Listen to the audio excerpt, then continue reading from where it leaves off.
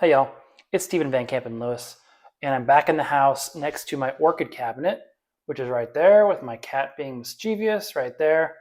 And I want to show you some Restrepias. I have one species that I got recently from Peru, from a vendor who came to San Antonio in October. And then I got a division of an awarded cross. It's a primary hybrid, and it's really nice and it's blooming. And I have to say, it's the only awarded cross, division of an awarded cross that I've ever seen for sale for 20 bucks.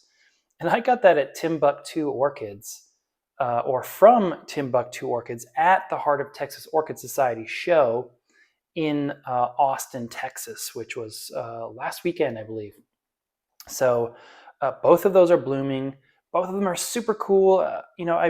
I grew Restrepia when I lived in Hawaii from about 2002 to 2010 or 11, and they're super cool little things. The flowers are like this big, but super crazy, intensely colored. They grow like a weed.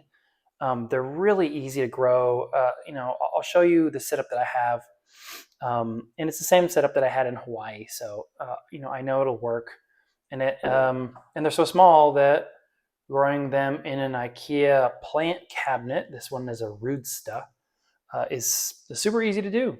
So let me get the camera turned around and we'll show you some really cool little miniature orchids and flowers.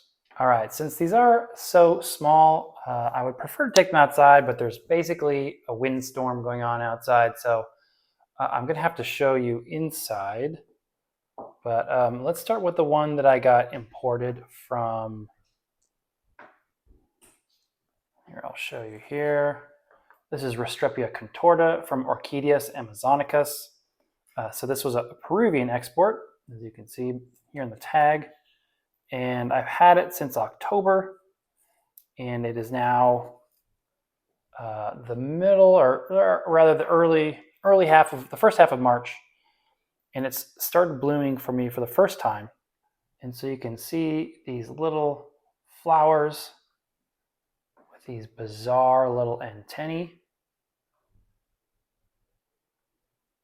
Try to prevent my hand from moving and shaking this all over.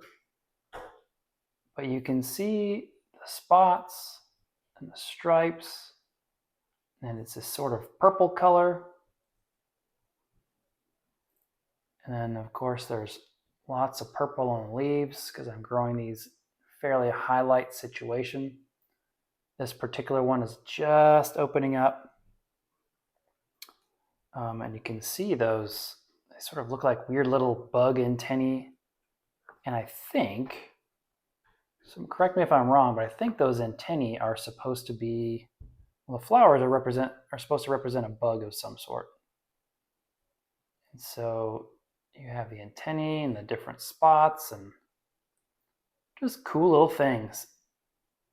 And like I said, they're super easy to grow. This is just in sphagnum here in a plastic pot that I don't ever really let dry out too much, or if at all, to be honest. And it's rewarding me with 1-2 blooms, and then you can see, oops, you can see a spike coming up right here. So super cool little things. I suspect I'll get more of these. They seem to do pretty well in intermediate conditions, which is what I used to grow them in Hawaii. And then my orchid cabinet, which is also intermediate conditions. So this is Timbuktu Orchids. I've mentioned them once or twice in recent videos. They were at the Heart of Texas Orchid Society show, and it was the first time I've dealt with them. They were super great. Blake and Sarah are the owners, and they were both AOS judges, and it seemed to be very knowledgeable. And so this is Restrepia Walnut Valley Elegans, and then they've named it Brian, and it got an AM AOS, and this was divided, I guess, January of 2025. And this is the division that I got for 20 bucks. Can you believe that? An awarded plant for 20 bucks. And this is a monstrous division. They had like 5 or 6 of these. Check out the flower on this thing.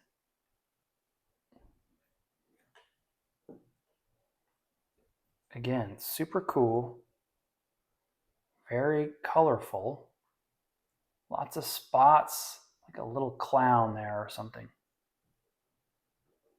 And you can see again the antennae. I don't know who is crossing these, but getting in there and pollinating must be insanely difficult. Let's see. All right, keep my hand still. Make sure we're zoomed in. And so you can kind of see the parts there. That sort of largish white thing. I'll use this tag as a pointer right here.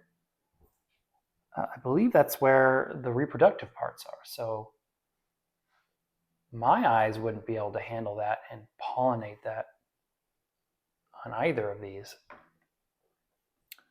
So whoever is crossing Restrepias, I assume is using a jeweler's loop or something similar, but I hope they do more. You know, I'm curious to see what other hybrids look like, and I want to acquire a few more species, and especially ones that can tolerate warmer temperatures. My orchid tank can get up to about 90 in the summertime, so we'll see how these do under those conditions, and I'll probably grab some more here at the upcoming AOS members meeting in Annapolis, and see how they do, and I'll keep you all updated. Anyway, I hope you're having a great weekend, and check out some Restrepias. Oh, and if you have a good Restrepia dealer, or of a good group that's doing cool stuff with Restrepia species and maybe some hybrids, let me know. I'd be curious to get some more. Thanks. Bye.